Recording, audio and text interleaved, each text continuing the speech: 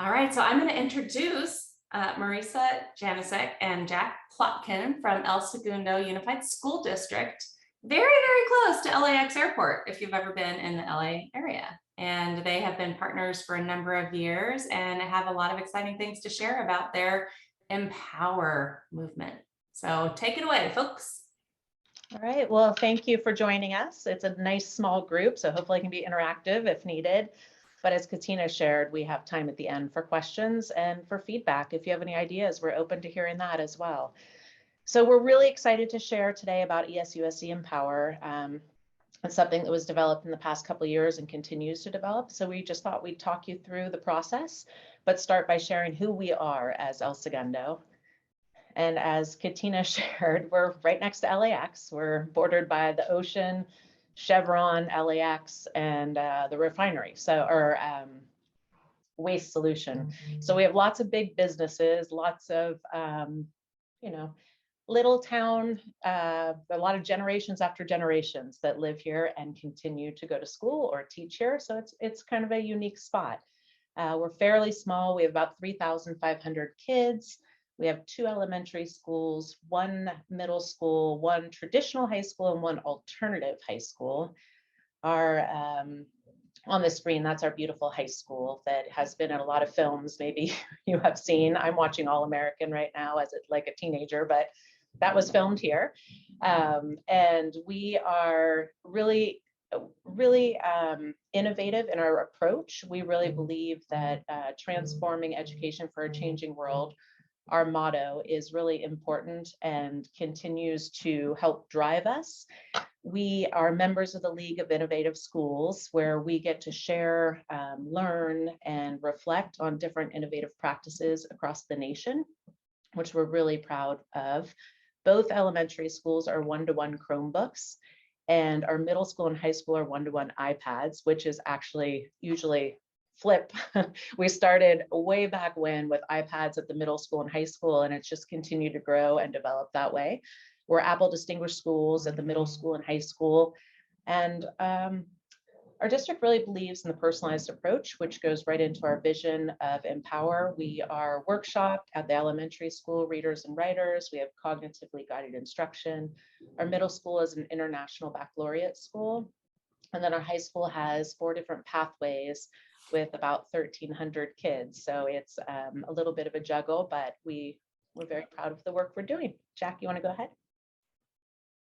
Thanks. So this is the graduate profile that is kind of like our North Star for all of our conversations. I know that a lot of people have the graduate profile now or continuing to start. And it's something we worked on collectively with educational partners, students, businesses, teachers, to really develop what our students need when they're stepping outside of our doors.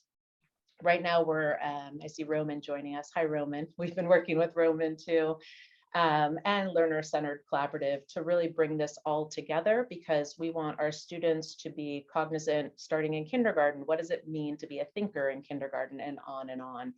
So this is, like I said, our North Star that really came together with lots of thought and communication.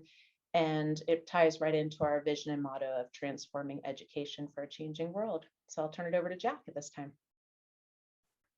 Thanks, Marisa. So as Marisa noted in our overview, we're a high achieving district, but we're really after how can we truly be transformative? How can we ensure that our graduates achieve these attributes of the graduate profile? And the data, or the high achievement data, just tell one piece of the story. We really drill into our social emotional learning and other data points. What we began to see is that we would see this, and this is kind of true everywhere, but you see this steep decline in engagement from the elementary to the middle school. And we've done a lot of innovative things at the middle school, R1 middle school. It's an international baccalaureate world school, but we're still seeing this low level of engagement. And we see that students lack the sense of agency in their learning. However, at the same time, on the teacher surveys, the teachers do feel they have this sense of autonomy and sense of taking risks. So we saw this opportunity that this is the place where we can start to focus our learning to truly be transformative and address this engagement problem. And to figure out how to do that, we worked with Learner-Centered, specifically in really this program this initiative that we called AMPed. And what we were after are the research-based drivers of engagement. And Katina was with us back in the day when we started this in middle school 3 or 4 years ago. And the goal is to really look at how can we ensure that students feel the sense of autonomy, achieve mastery, and feel purpose in what they're doing. And so this was our AMP. We had initially about 10 teachers who opted in, who were interested in figuring out how can I move the needle on these things? What can I change? And so we worked closely with Learner Centered and kind of what that looks like. We use the Altitude platform to help us with things like flexible pacing. And we could see, we kind of laid out what the key tenets of this AMPed program are. It's based on student-centered learning and personalized learning. And as we found out, as we researched that, personalized learning means so many different things. So we really identified kind of what the pieces of personalized learning meant to us, because we wanted it to be more than just voice and choice. And so what this group of 10 teachers started to do was look at we picked these 5. There's 20 or 40 or 60, tenets of instruction that you could look at. But they began to look at their summative assessments and look at, is it authentic? Are there differentiated paths? Is there opportunity for flexible pacing?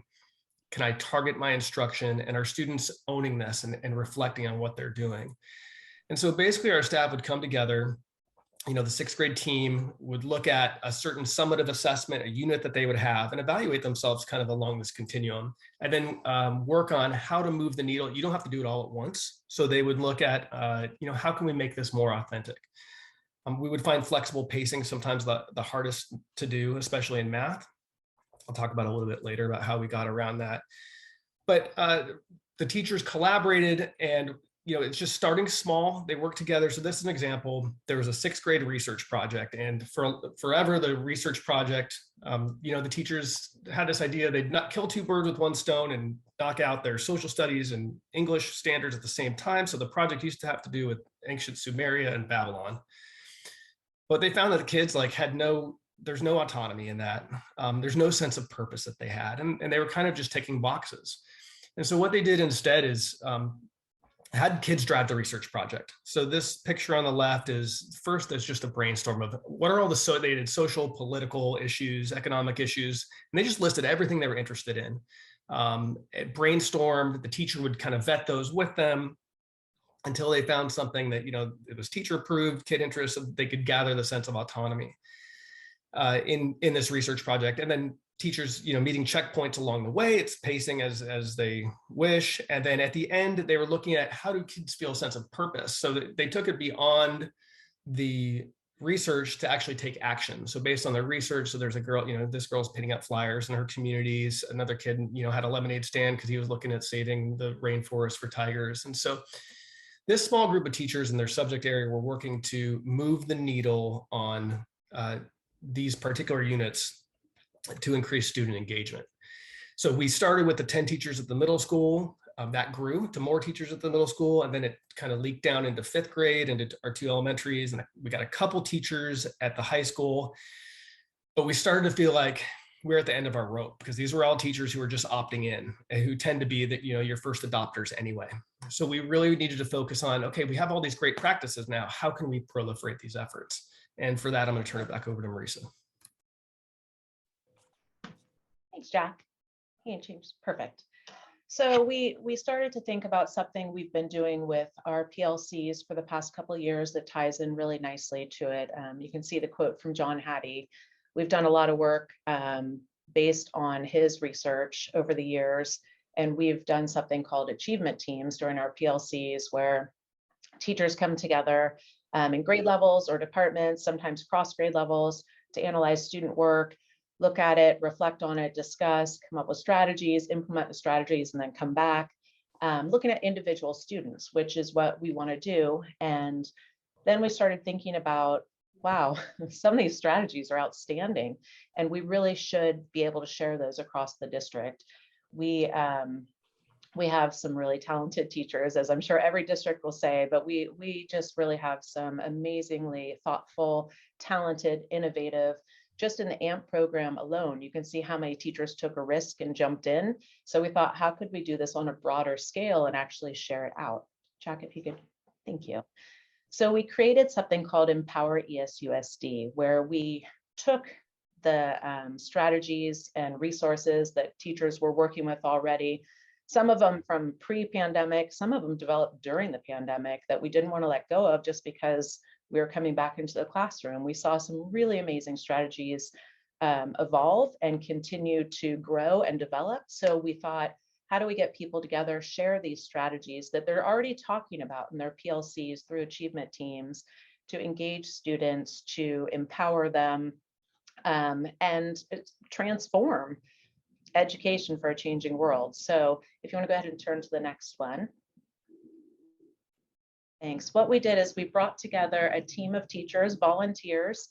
We said who's interested, and leaders from every single school site and administrators came together, and we met as a committee to really look at, if we're going to do this, let's do this thoughtfully and supportive of all of our staff. So we didn't want people just jumping up and say, I'm going to share an idea and not be relevant or something. We know that people are tired. They're tired. It's been too many initiatives, and they didn't want to have something new coming in. So we tried to frame Empower, and I think successfully, in that it's a way of driving the initiatives that are in place and supporting the work they're already doing. So it's not one more thing, but it gives you choice. Like we give our students choice. We have, like I said, we talked about collective efficacy for achievement teams.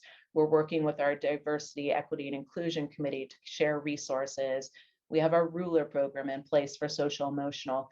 What also was important to us, and you can see around, I'll let you read those, but what we found really important too is we're a small district. We have, like I said, 5 schools, and within those schools, we have physics teachers that can talk to a 3rd grade teacher about some of the strategies they're using.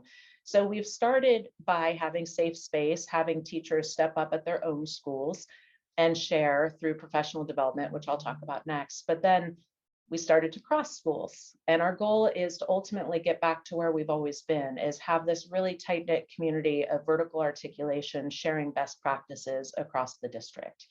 So if you want to go ahead one more. Thank you. So in our district, we're fortunate to have a minimum day calendar where every Monday it's dedicated space and time. So we have something called PLCs that are, almost every single month built in. And that's where we do our student achievement teams. And we really look at student work and how to implement those strategies. Then we also have something called professional development, and that's during our Monday time, also once a month and aligned across the district. So if people want to share, they can. So what we did first is we tried it out in the summer. We did this with Katina and Brianna from Learner Center Collaborative, and it was wonderful. And people came on their own interest and signed up for what they wanted to. They didn't have to stay the whole day. They could zoom in, pick a strategy, kind of like today, where they get to just pick something that appeals to them and will help them. And it went over really well. We had some teachers step up that we weren't sure would, and shared some wonderful things. I think my favorite comment from the very first summer one was an AP English teacher sharing something that a 2nd grade teacher took away and used in their writer's workshop the next year. So things like that are starting to develop. And then we moved it into where we had a dedicated space and time where it wasn't optional necessarily to attend, but it was optional for what you wanted. So you could sign up for something that appealed to you within the 6 tenets. And we had volunteer teachers from all of the different school sites that stepped up. We actually had some teachers that presented together to give it a safer space. And we had some schools that did a full hour session, some did half an hour and then another half an hour, so people could go back to back. And then in February, we did another one that was built into our Monday, our PLC Monday. And the amount of teachers offering and standing up and saying, we'd love to do this, has just grown tremendously. So we're really excited. We're starting to compile all our resources so that teachers that miss them or want to go to another one can go into there. And Jack's going to talk about that. And then we did one last one this past April, and it was a Thursday after school. Teachers are incredibly tired by this time, and the turnout was outstanding. Again, we had people, we paid them. We said, your time, we really want to honor your time coming together to learn. So we paid our presenters an hour or a couple hours to prepare, and then everybody that attended got an hour of pay as well. So you can see in bold, those are just some sample of the presentations that have taken place. And it's just continuing to evolve in a really nice way, in a safe space. The teachers do surveys after and say the most wonderful complimentary things. And then if you go to the next page, oh, thank you, Roman, the leadership stance. So this, thank you, this wouldn't be successful without every single administrator being involved and putting this as a high priority to really support our teachers. So we did start originally and we made the mistake of saying, principals, you're too busy. We'll just keep you informed, and learned quickly that's not how it works. So we came back, we brought them all in and said, look, this is your school. These are your teachers. How are we going to honor them, support them, bring them along? And making it a priority is what made the difference. So thank you, Roman, for bringing that up. And we did a short clip on Empower that we thought we'd share. Should I? Yeah. I was gonna say we have about, oh no, we have 13 minutes. There's time, yeah? Yeah, it's 2 minutes. I think less Okay. than 2 minutes.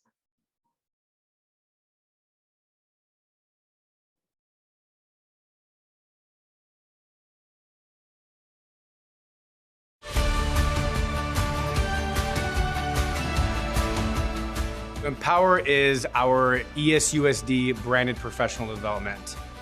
The whole point of Empower is to showcase what certain teachers are doing and share those best practices with other teachers throughout the district so that they have an opportunity to utilize those things in their classroom. We have different topics that we'd like to learn about, or maybe topics that we feel that we're really proficient in, and we sometimes offer those as kind of mini courses to our colleagues, and then we can choose which topics we want to learn more about from our colleagues. In El Segundo Unified, we have an extremely talented and highly qualified workforce. So as we consider what can we do to take our best next step in professional learning, it just made sense to really tap our very talented staff to step up and share with one another. The key tenets of Empower are social emotional learning, student-centered learning, technology integration, collective efficacy. We're looking to celebrate diversity. And the last one is our graduate profile. Empower is really important for our growth because learning from and with each other really enhances our own knowledge and what we bring to the classroom.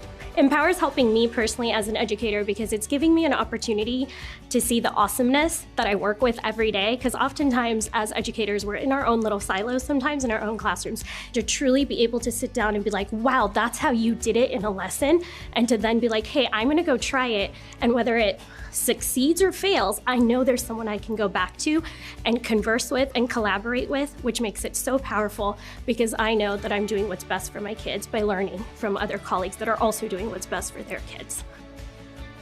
We're taking people with expertise in our district that know the students in our district, know the other teachers in our district, and just taking advantage of all their different talents and all the things that they know and do so well here in the classroom, and just having a chance to see what we can actually bring into our own classrooms too. My hopes for Empower are that it can really launch into what the vision behind it really is. When we're not worried about the abstract distractions and we can just get back to education and what we're doing well and sharing and collaborating.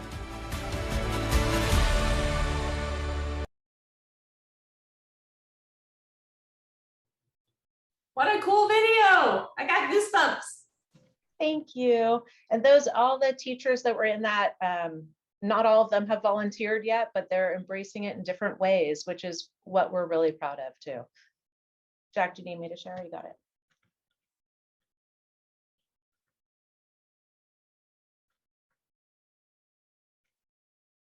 Okay, well, Jack is gonna, as soon as he is able to get the,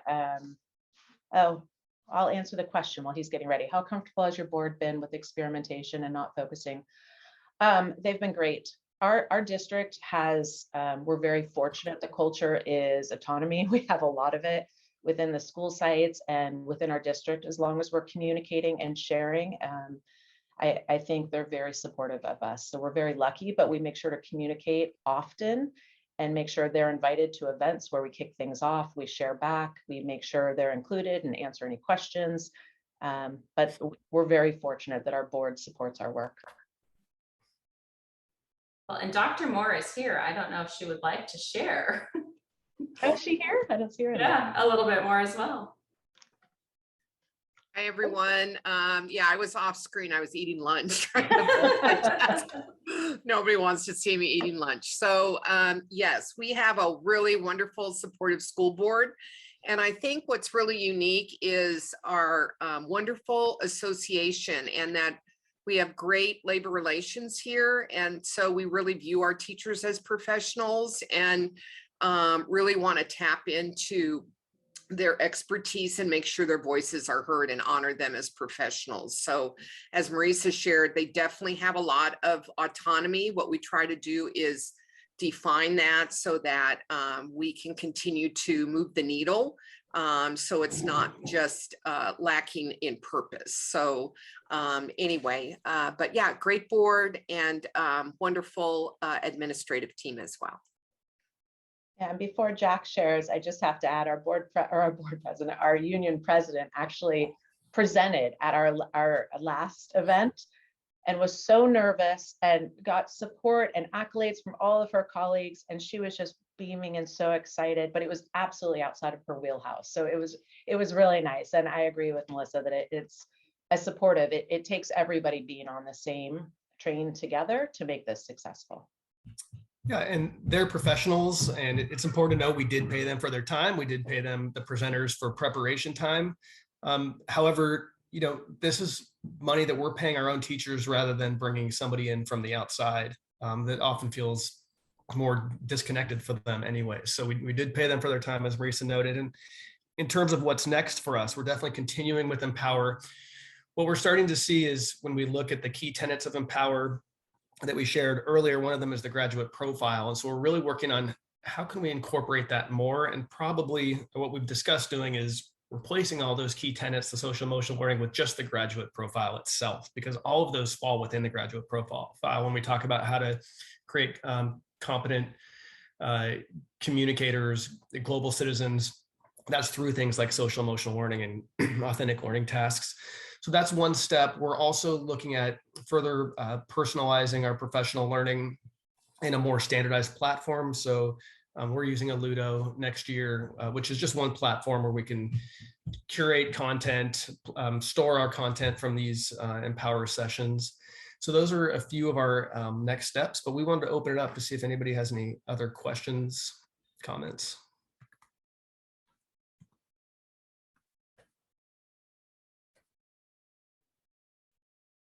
I just put it in the chat, but I was, you know, oftentimes what we're finding in our partnerships is that the scholar profile, the graduate profile, the learner profile, it specifies what we care about for all people in the system and what's good for all of the community. So I love that you guys are heading in that direction. Thanks, Katina. Who's got questions? We have 5 minutes. Go ahead and come off mute or add it in the chat. Are you guys doing a summer series again this summer with teachers? Yeah, we kind of picked up on some vibes of exhaustedness from our teachers. So we talked to our committee and they said, you know, we'd love to continue next year, but I think everyone just needs a break to go to a beach somewhere and breathe. So we're honoring that. And in lieu of that, if people request some sort of support, we're finding it for them. That's great. Some of them could be presentations from our past screens too. Yeah, yeah, I love that. What we might do, and Marisa, we haven't talked too much about this, is because some teachers just can't help themselves, and my wife's one of them. And while she's so exhausted, she's already looking at things at night, like, you know, for next year. So one thing that we might, when we talked about a next step of personalizing that professional learning, is just opening up a learning platform where if they just want to go in their own time, not for pay, but here's some resources. So like our teachers, for example, have the full Adobe Acrobat suite. And so maybe in the summer, here's, if you want to look at it, go for it, but nothing structured and nothing required. Yeah, I love that. Can you say more about the platform that you mentioned just a minute ago? I think it was for teacher learning. Can you say more about that? Sure. Aludo, Katina, do you know Aludo? Yeah. Aludo's, it's a way, it's also for student learning. We're just going to be using the teacher side, but Aludo It sort of gamifies, it allows you to create a personalized learning experience, and it gamifies it. So basically you outline a summer activity we'll have for our leadership is outlining all of the things that our staff need to know, maybe want to know, should know. So some of our tech platforms, but then also some other things about, middle school uses CPM for math. So maybe some tools there. They provide some content, and then you can also import your own custom content. And then teachers, it's learning anytime, anywhere, so they can log in at their own time. It keeps track of that. They submit evidence of learning. Somebody comes back and takes a look at it and verifies it. And for the teachers who care about badges and points, like I'm a dorky guy like that. I like those things. You get spotlight, you get highlighted in the platform, and for others who don't, it doesn't matter. It's just that stuff's there for you if you want it. So are you moving more towards a kind of portfolio type process for teacher professional learning model for students? Not necessarily a portfolio for teachers, but just an option where they're able to personalize and pursue different paths. And the presenting evidence of learning is just really for the accountability piece, but rather than having to sit every Monday from 2 to 3, maybe that's not conducive to what they want to learn in that time and space. So they can then later learn at a different time and submit evidence of that and get credit for that time, for example. Thank you. Sure. Yeah, I gave the El Segundo website link in there. Anybody wants to grab it. And then we will send out a follow-up email this afternoon or tomorrow that has all of the session recordings, links to resources that were shared. So if you didn't catch everything, look for that follow-up email in the next day or so. Can I ask Melissa real quick? Yeah. Melissa, are you there? Sorry, Melissa Biggerstaff. Yeah, I'm here. I was just wondering, you said you personalized PD options. Was that kind of homegrown? Did you use any tools for that, or is there anything you could say further about that? We actually did it. We created a Google site. It's internal, so it's not shared with anybody other than our staff and district. And we gave them synchronous, asynchronous options, as well as book study options. And I had people all across the country develop content. I'm good friends with Steve Ventura, which is why I asked you if he's the one that did the achievement teams training. He and I've worked together a lot. So different people from across the country developed the content, as well as some of our own internal folks. And it's been a great experience. We continue to add to that as we go and as we identify needs. So I think that'll serve you well. Yeah, Thank Jack, you. we're building some for Compass and Aludo. Oh, for next cool. year. Yeah. Oh, nice. For staff. So Cool. Melissa, Yeah. we'll see Steve next week at a retreat, so we'll tell him you say hello. Oh, please do. I'm But I texting him just right now. actually texted him. I just texted him. Was like, hey. Yeah. All he's right, been friends, we're being calling me. summoned back to the other Okay, room good. for closing. There's a link right here in the chat, just so for easy reference. If you want to copy and paste that, then you should be able to join once you head out of this call. Appreciate you learning more about El Segundo, and we'll see you on the other side. Thanks, everyone. Thank you, everybody.